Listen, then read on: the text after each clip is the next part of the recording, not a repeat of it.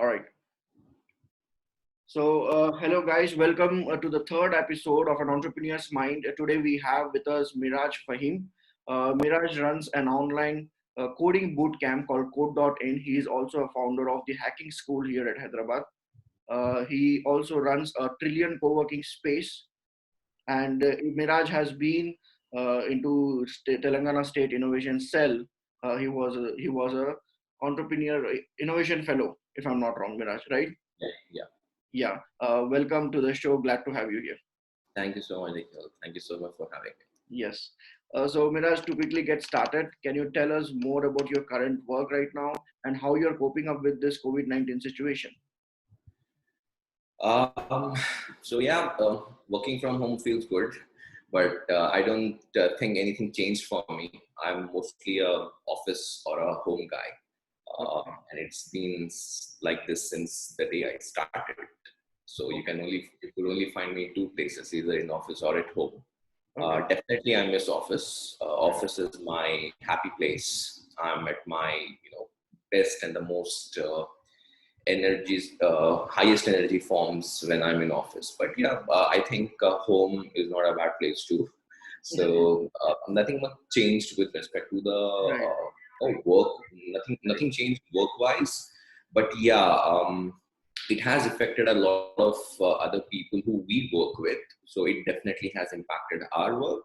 And I think the best way, we could have dealt with it is, see, at the end of the day, all of us are human beings. And the first thing that we have to understand is we got to treat, each other as human beings. Business transactions, cash flows definitely are important, but then they come next. If there are no human beings, then there is nothing. So, that's how, we are currently dealing with things. And I am hoping all of this will come, all of this will normalize soon and we will get back to what we were doing, all of us were doing. Having said that, our businesses are typically, I would say, only 50% impacted. We moved to online quite a few months ago, but yet the hacking school, you might have seen, we are India's first and the finest coding bootcamp, and our forte was the in-person classroom, 13-week long intensive bootcamp, which is a classroom thing. That is our forte. So if we are not in our forte, then it's definitely affecting us, definitely impacting us, because that is something that people look up to for. India mein, if you want to do a coding bootcamp in classroom coding bootcamp, then people look up to the hacking school. So we cannot offer them. So we had to cancel two cohorts, which is a pretty big deal for us. Right. But yeah, they've deferred their classes considering the situation. So yeah. I think human beings, crave for connections, Yeah, and it's better that this all gets settled down soon and we get back to work. totally. Yeah. Yes. So Biraj, as I have been following you from quite a long time, you have experience of almost 10 to 11 years as an entrepreneur. I was kind of curious to know, how did you become an entrepreneur? I mean, what made you an entrepreneur basically, and how is the journey look like? I uh, I think mine is the most funniest entrepreneurial stories. Okay. I started when I was in college. Mhm. I'm a biotech engineer by degree. I did my BTech in industrial biotechnology, and Okay. when I was doing my BTech, uh, this is back in 2007, 2008. Mhm. Um, I used to have this, interactions with our seniors who were from different branches of engineering, computer science, electronics, electrical, mechanical, all well-established forms of engineering. Right. And if I'm not wrong, my batch in my university was the second or the third batch of biotechnology, which means not even one batch had graduated yet. It's a four-year course, right? Okay. So nobody was sure about हमारा होने वाला क्या है, what Mhm. will we do. I mean, and one of the most famous companies that I remember that used to come to campus for placements was Infosys, Wipro, Tech Mhm. Mahindra, Mhm. Satyam. Back then it was Satyam. So these companies would come cognizant, right, and hire electronics, electrical, and computer science engineer very understandably. And we were pretty unsure, we were pretty sure they would never want a biotech engineer. What would they do with a biotech engineer? Right. So we were all, pretty paranoid with respect to, what we are going to do, what are the companies that would hire. They were, Biocon was just getting started, and, the whole biotech ecosystem was not even, didn't even exist. So, we had that thing on back of our mind, and I used to constantly ask people, and then it turns out everybody's like, when I used to ask, Bhaiya, why did you do computer science engineering? Why did you do electronics? Why did you opt for mechanical? And people were like, iska future bahut acha hai. And the same, thing went with biotech as well. Like, all these forms of engineering existed for at least 100 years now. Yes. And we still say future acha hai, to present kiska acha hai. Huh. That's when I said, I'm not sure about anything. So, jo bhi hai, I started spending a lot of time in internet cafe. I didn't have a computer, no internet back then. Okay. So when I started spending a lot of time on internet, my famous search keywords used to be how to make extra pocket money online. Okay. Yeah. As a student out of home, in a different city, different place, I'm sure this is the story of every other student who goes out of the house. We don't want to ask money again and again at home. So I started doing that, and that actually started my entrepreneurial journey. I figured out, somehow I landed onto foreign exchange trading market. I started trading foreign exchange thing, and then I realized if I could automate my trades, I could be making more money. Right. So when I started looking for ways to automate my trades, I realized I have to know a little bit of coding. Yes. And that was when I started teaching myself how to code. And to be very honest, my first piece of code was, let's say, 60% copy pasted. So, but it worked, right? That's the most important thing. Yeah. And it turns out there were a lot of people. So foreign exchange, is a pretty tight, foreign exchange traders are a very closely connected community. And when I, wrote this tiny little algorithm, I shared with them, and a lot of people liked it. So I started selling it. So soon trading forex, but I was writing software application for foreign exchange traders to do different things, to automate different things, and that was my first startup. So that is how I started. So thankfully, I was doing really good. I sold this company in 2011, and there was no turning back from there. Great. Great. Were you able to find some mentors on the journey, or were there people who help you out in this segment? What are your thoughts on the mentorship? Because I have heard your thoughts on the mentorship. I would like you to say it here as well. Yeah. Yeah. So I definitely regret not having a mentor. Like I told you, I exited that company in 2011, and I, started working on something called Money Messenger, that was my second company, and I regret selling that the first one. Right, it could have been a big thing. It was a subscription-based software company that I sold, but I was not aware of any of it. I was not aware of the SaaS ecosystem. I was not aware of the concept of a SaaS business. I was not aware of anything. And definitely, if I had a mentor, he would have never let me sell it. He would have showed me what could this be. I was 22 years old when I did that, and I was definitely not, seeing the bigger picture. I was definitely not seeing the bigger vision. And I'm sure an experienced entrepreneur or an experienced mentor, or at least a failed entrepreneur, who has been there, done that. He could have, showed me the way. But I did not have a mentor, and I regret that. Now, in that regret, I started desperately finding a mentor for my second company. Okay. Yeah. So that actually again turned out to be a wrong decision. Not, just have somebody as a mentor for the sake of it. Right. Definitely, go out and start looking for one, but do not be, in a desperate state of mind to fill that mentor's seat. Right. Yeah. So your mind, your gut will constantly give you these signals. This might not be the guy. This might not be the guy. And there are a lot of both technical and fundamental signals that you keep getting when you when you talk to a guy. Probably, especially we have a culture in India wherein we treat very successful people, or let's say media successful people, like gods. We just try to blindly follow them and try to blindly give them whatever they ask. And most of the people who again call themselves a mentor openly, I would never call them, I would never treat them as a mentor. A mentor would never call him a mentor. That's the first thing. But then these guys shamelessly ask for a lot of things in return. A mentor would never do that. And if you're a mentee, then you would feel guilty of not being able to return the value of time for your mentor. Right. And that's when it becomes a more healthy relationship, right? Definitely you should give something in return. Definitely the mentor should get something in return, but it cannot be equity. It cannot be but if it's not equity, then there is no skin in the game.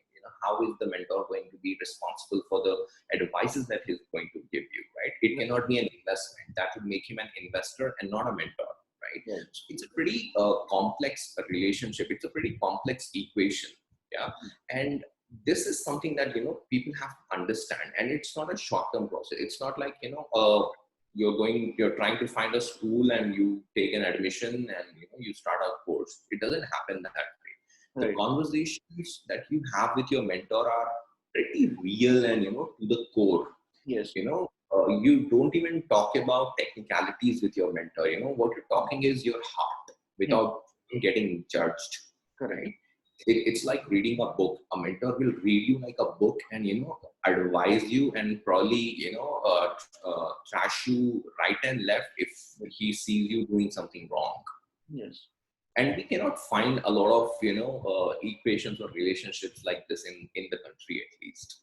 I'm not sure how many. If you look at Sachin Tendulkar's mentor, he's the guy who saw something in Sachin Tendulkar and pushed him to become what he became. Right. Without expecting anything in return. I'm sure he did not say, तुम जब successful हो जाओगे मेरे को equity देना या फिर मेरे को इतना monthly salary देना या फिर I'm sure that conversation never happened. What was being focused on was the successful outcome of that guy, right? So that is something that every entrepreneur should look for. I'm still hunting for my mentor. I'm still looking for one. It's been 12 years since I first started. Okay. But yeah, the journey and the hunt is on. Hopefully you get one soon. I hope so. So on this long journey, any one challenge that you find which was kind of difficult to overcome, but you somehow did it and you overcome that challenge? How did you do that? Any one particular challenge that you look back? See, there were a lot of times when a lot of decisions that I made were very wrong. For example, the first company that I sold, I made quite a bit of money, and as a 22-year-old, it was a lot of money. I burnt all of that on building a very fancy office. The biggest mistake of my life. Yes. You don't need fancy offices. You can under a tree if you have an internet connection, right? But I did not know that, and what I felt was I saw things happening in TV shows and movies, and I was like, yeah, this is how it's supposed to look like, right? And soon you completely forget the fundamentals. Soon you completely forget what is important, the focus on the product, and so many other things. And if you are not a team, and if you do not have a co-founder who will try to keep things on track. I've been a single founder, and I like it that way. I really think you should find a great team, a co-founding, a founding team that believes in you. In fact, I recently wrote a little bit about this. I do not fear a competitor with a lot of money or with a lot of great minds in the industry. What I fear is the ability of the lead of the company, the CEO of the company, to command his or her team and get what they want to get out of them, right? Right. If you have that capacity, if you got that capability to command a team and get what you have to get from them, then you are a winner. You can win any war. You can go to any war and win it. Trust me on that one. Yes. And that is again something that I constantly struggled with, but since the hacking school, I have been very fortunate, touch wood, thank God. I blindly trust my team, and they blindly trust what I want. Whenever I say I want this from them, they make it happen. We make it happen. Yeah. Nice. So was that intentional not to find a co-founder, or you just like it this way and just went ahead? I think I love it this way. Also, I found it like mentor again. The co-founder thing cannot be forced or pushed. Paul Graham, Y Combinator said, you have to have a co-founder. Correct. Yeah, that's the reason I asked this question. Yeah. Paul Graham is like a guru to me personally.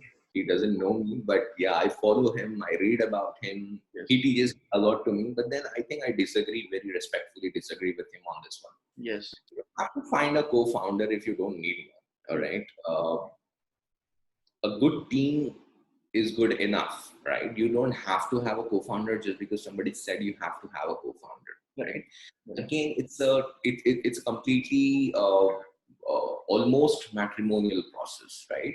So you will end up spending 50% of your day with that guy or girl if he or she becomes your co-founder, right? Whatever you're working on. With 12 hours you'll spend with them, another 12 hours you'll spend talking about whatever you want to build. When you're going to spend a time, so much time with them, they better be the right person. Correct. Yes. Right. You cannot just enter into, a relationship like this on terms of, you have a great degree and experience working on this stuff. So, and I bring in this complementary skill set is something that we speak a lot about, right? Which is great, which is important. I'm not saying it's not important, but then I think, what's important is our inherent characteristic as a person become more prominent and, come into play when we are spending, that amount of time. So we cannot ignore that, right? What we first have to see is, can we sit down and eat together, right?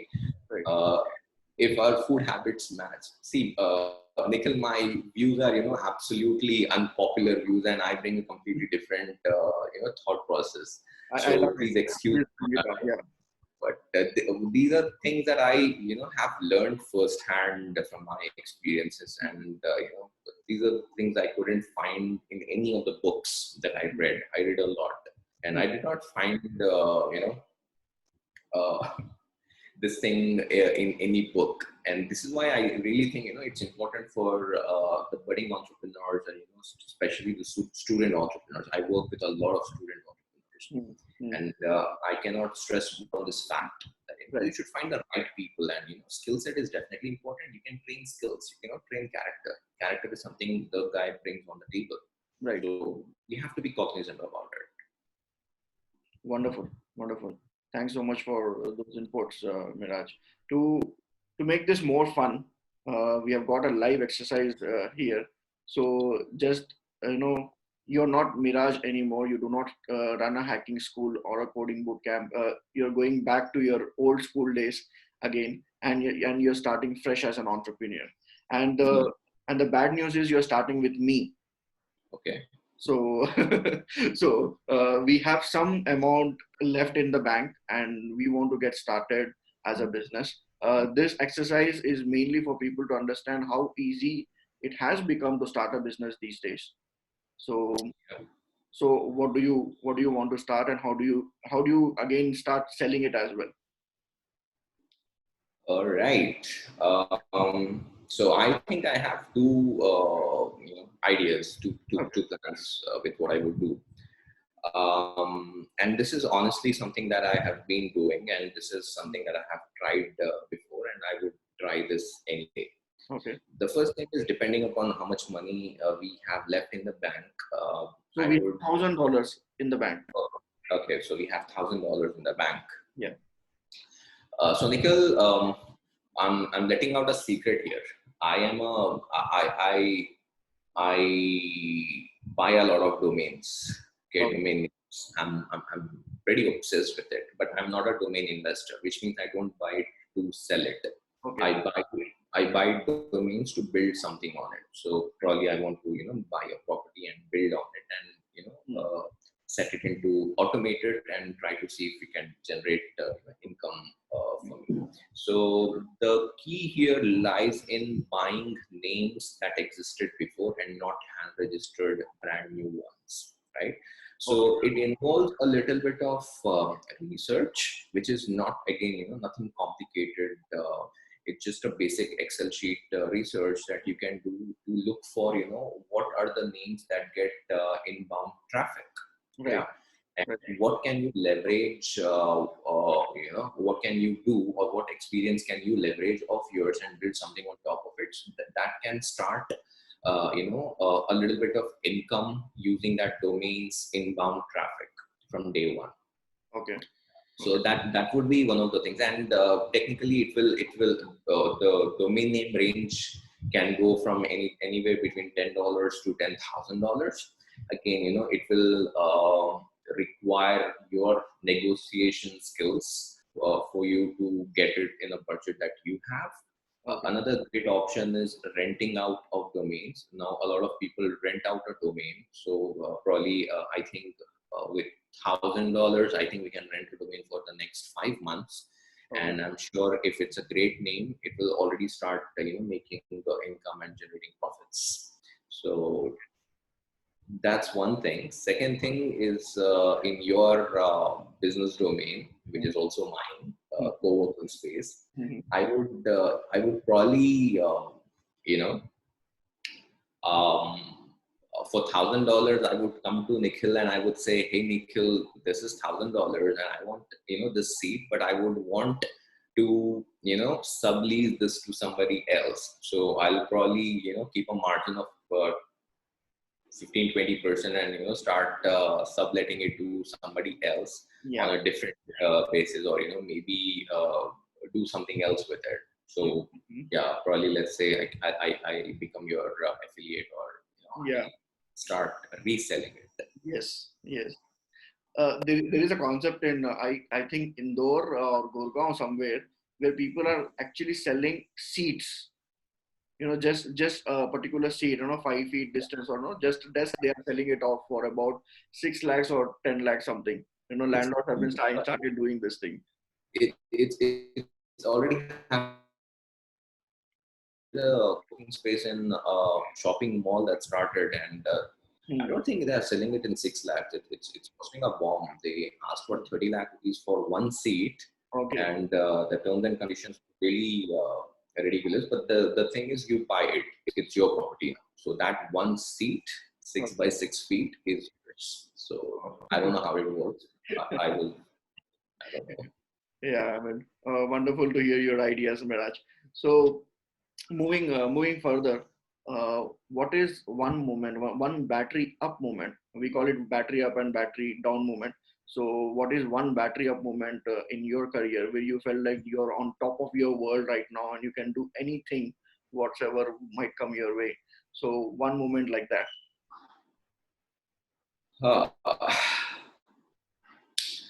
Uh, I would definitely say, so again, it's got to do with the coding bootcamp thing. When I first started the hacking school, for the first 2 years right at the hacking school had been really bumpy. Mhm. When you are entering into a new business domain that the market has no idea of, the market has never heard the term coding bootcamp, and you're asking them to pay a premium for a thing that they have never heard before. It's only a concept, and you even if, when you start researching about it, you will see it happens in the US, Right, right? right. So it was a pretty bumpy ride for the first 1.5-2 years. But the moment we entered, second year in the market, there was a little bit of educating the market that we've been, doing. I think third and the fourth year were my dream run. Hmm. we were having more people than we could serve. Okay. uh, and people were looking up to us. People were wanting us. There were at least 12 new center location requests that I had, that people Oh, wanted me to do a franchisee of the hacking school. wonderful. And suddenly everything looks like, yes, this was meant to happen, kind of a thing. But Yeah. then nobody looks at what happened 2 years before, what it took you to come up there. So my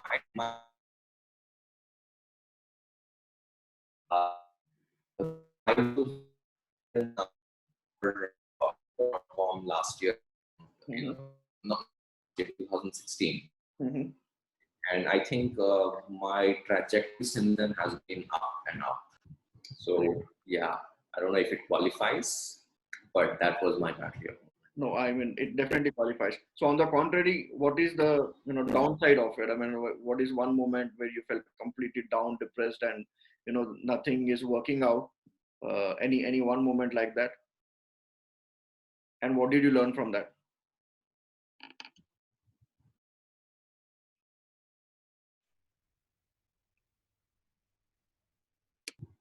Yeah. So on the contrary, I was asking, what is one moment where you completely felt depressed, down, and completely out, and nothing is working out? And what did you learn from that?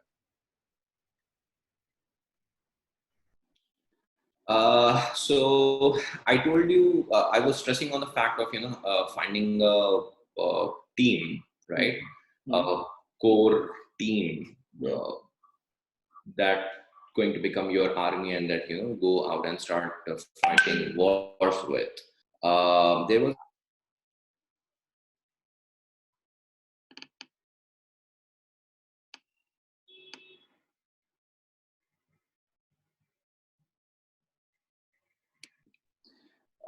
So it was a time when one of my most trusted lieutenants, I would say, one of the very critical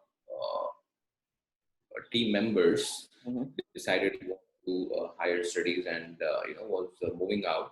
That's when I think it was definitely a battery down moment, and we are a pretty connected team, right? And it's like all of us in sync, and you deliver just the best, right? So one component moves out, and then you now have to figure out how it's going to work and how it's going to look like, and how things move on. Aage se. So it was definitely a battery down moment, and that was something that was happening to me for the first time. So it was new. I was not exactly experienced on how to deal with it. Right. But then, yeah, since then it happened a lot, uh, and it did not shock me, or my battery was not down as much as it was the first time. So we learned to move, with things, and yeah, life was just fine. Great. Great. So, being an entrepreneur, Miraj, I believe that entrepreneurs have to maintain high levels of physical and mental energy, both at all times and be on their feet. So, what do you do to maintain those high levels of energy every day? Oh boy. I wish I could say I work out. I wish I could say I exercise. I wish I could say all of that, but no, I don't. The only physical activity that I do is I walk a lot. Great. Okay. I walk at least 10 kilometers a day. Oh, And all my calls, I cannot sit and talk. I just can't sit and talk. So when I'm in office, it's my terrace. I just keep walking and walking and walking and walking, and okay. I just can't sit and talk. In fact, in 2018, Mm-hmm. I had an accident where I fractured my knee. Okay. So I was on bed rest for 6 months, almost 6 months, and that was the time I went into depression, because I was the first thing is I was not getting to walk. Oh, okay. So that hit me really really hard, Hmm. and so that is one thing that I do. But then one activity, I don't know if that counts as an activity, but then I'm a very spiritual person. Okay.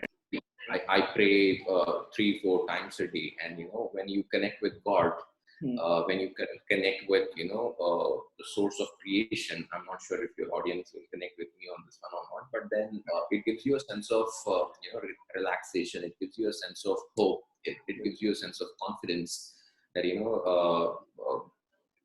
the creator of the universe is there and, dealing with things. So you don't have to worry about everything and anything. Leave things to God. At the end of the day, you are a human being and you can only do so much. Right. So that connect to me, you can call it, it's more of a mindfulness activity that I do I should be doing 5 times a day, but then I manage to do 3-4 times a day. And it keeps me very, very positive. And since, I started doing it regularly, I feel, less beaten up, which means even when things do not go as we expect, like, yeah, okay, fine, things will get better. Correct. Yeah. I'm not sure about all the audience, but I certainly connect with you on this. Awesome. Yeah. Thank you. So to quickly wrap this up, I have last 3 to 4 questions, some interesting questions. If you have one superpower to change one thing in this world, apart from the COVID-19 situation that everybody is facing, what would you like to change? Oh wow, media. I would Yeah. Okay. definitely change media, man. Okay.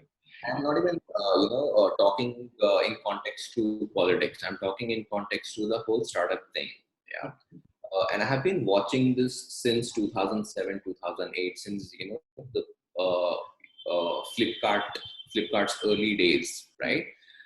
It turns out media has the ability and the capacity to hype up anything, even if it's just a balloon, right? They balloon things up,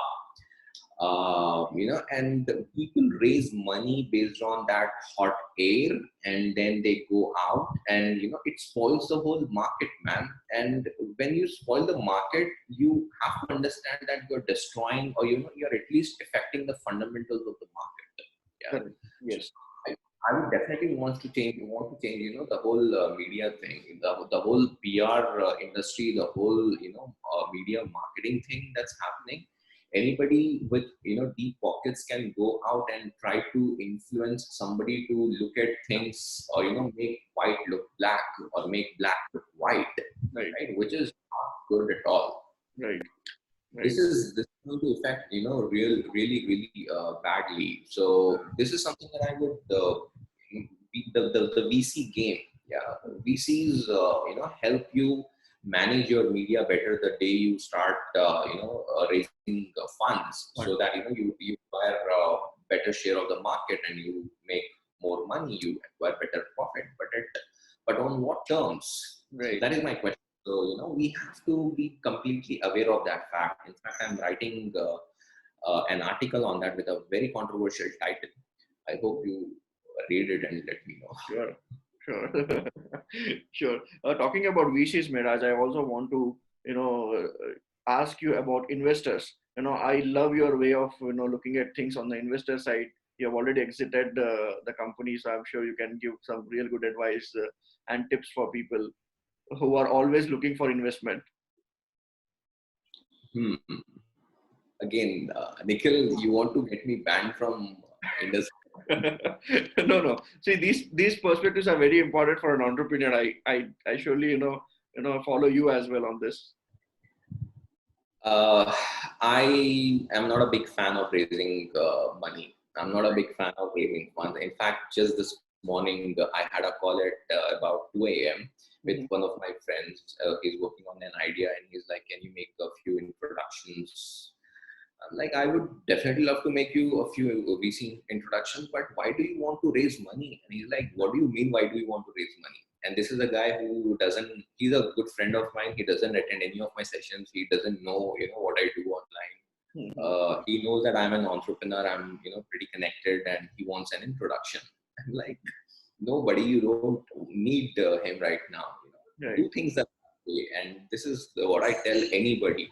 I told you I work with a lot of student entrepreneurs, and the first thing that comes down to anybody who's starting up Hmm. newly, they want to raise money, they want to raise funds. I'm like, why? Why do you want to do that? Yeah. This And majority of this thought process, the credit for this thought process goes to media. Okay. Yeah. Yeah. We Right. make the whole, see, if you want to buy a house, all right, what would you prefer? Buying it, from your own pocket, all cash, or would you love it if you are raising money from a bank? Right. You would want to afford a house, correct? You do not want a loan or an EMI sitting on your head, a money that you have to return to somebody. You want to own 100% of it. Yeah. This is important mindset that we have to inculcate and we have to build. We have to take ownership of things. Most of the people, see, raising money is not bad. We need to raise money at a certain level. You need money to scale up. You need VCs on board for the experience that they bring in, for the network that they bring, the value that they add. You've got to bring them for all the right reasons. I'm not against that idea, but I'm against the idea of directly raising money without a reason. Correct. Yeah. Right. On day one, talking about raising funds on day one, it's wrong. It's bad. Right. Right. And that's where I said, that's where I say this, there are two ways of doing things. One is the easy way and one is the right way. Which one would you want to do? Right way is not the easy way and easy way is not the right way. Yeah. So there will be a lot of wannabe investors who would get easily hyped up with what you're doing and would want a piece of your stuff. And then when things don't go as expected, soon their investment starts looking like loan, and they start asking me about mera paisa wapas kab karega. Right. Right. And, things fall apart. So we have to stop focusing on investment, start focusing on building a product, on building a sustainable company, on building something that people really love and can't live without, something people would take pride in using. Right? People should take pride in using your product. People should take pride in getting associated with you. That's when they start talking about you. When they start talking about you, that's when you're sitting on a business that is not just sustainable but also profitable. Yes. And then you won't talk about raising VCs, money from VCs anymore. You would start talking about funding VCs. You would want to become a VC partner. Yeah. And that's where I want to see a lot of these guys. So yeah. There is fortunately so much connect between us, Miraj. On the same levels, the same thought process. I absolutely love it. I'm glad, Nikhil. Yeah, yeah. So the one last question, Miraj. One advice for the upcoming entrepreneurs and existing entrepreneurs: what they need to do to survive through these difficult times. So I think all of us have to understand we can only do so things that are in our control. So there's no point in panicking, or there's no point in breaking our hearts and sitting sad, uh, thinking about stuff that we can't change. Right. Yeah. So we have to think about things that we can do. Right. I think it's okay. It's I know I'm not trying to oversimplify it. I know times are definitely difficult for a lot of people, and I pray to God that we get out of this as soon as possible and times change and everybody gets back on track like they were doing, or in fact much better than that. But then what I'm saying is it's okay for us to take a step back once in a while and start thinking about what we were doing before, what can we do next, take a step back, sit back, breathe in, relax, rethink, the whole stuff. I'm a pretty basic guy. I really not. I'm not interested in any of the luxuries. Earlier I used to be. Now I'm like, ठीक है, everything is fine. So I think you evolve up to that level, to that stage. I'm like, huh, sub chalega. I'm not very keen or very particular about it has to happen this way or it has to happen that way. And this is what life does to you. This is what life teaches to you. So what I would strongly recommend, and my one recommendation or one advice to budding entrepreneurs, student entrepreneurs, or anybody looking up for entrepreneurship would be: don't be in a hurry. please don't be in a hurry. Yeah, your time will come. It will definitely come. God has a plan for you. Don't be in a hurry. Don't rush into things. Right. You know, breathe deep, do what is right. You know, just don't take the shortcut way. Trust me, 99% of the time shortcuts lead you to the wrong destination. That is a place that you do not want to get to. Treat people with respect. Do not have a don't be prejudiced. Do not follow media at all. I know I'm going over the board with this one, but Yeah. Hmm. right, take everything with a pinch of salt, especially if you're reading something in the media, then take it with a pinch of salt. Don't try to judge people. Don't try to, everybody's living their own life like you are doing, like I'm doing, and everybody is something or the other. So treat people as people first, right? As human beings first. Don't be in a hurry. Don't get selfish. It's becoming very important for us to understand that as well, right? Yeah. And lastly, what is yours will find you. Hmm. Don't have to worry about that. What is yours will definitely find you. It will not come to me. It will not come to Nikhil. It will Right. not come to your neighbor. It will come to you. You don't have to worry about that. Right. Right. Such an inspiring thing, Miraj. One thing that comes to mind after hearing this is it's better to go slowly in the right direction than to run fast on the wrong direction. 100%, 100%. Thank you. Thank you so much, Miraj. It was great having you on the show. I'm sure your inputs will help other entrepreneurs, upcoming entrepreneurs as well. I loved it, Nikhil. Thank you so much for having me. Yeah. Have a great. Where can people find you, Miraj? Yeah. I'm on all the platforms. My handle is Miraj, Merajismeraj. My Okay. name is Meraj Faheem, and you can probably Google. Right. All right. Thanks so much, guys. Thanks so much for joining in. Please subscribe, like, and share. Comment in the section below. Right. Thanks. Thanks so much, Miraj. Thank you, Nikhil. Bye bye.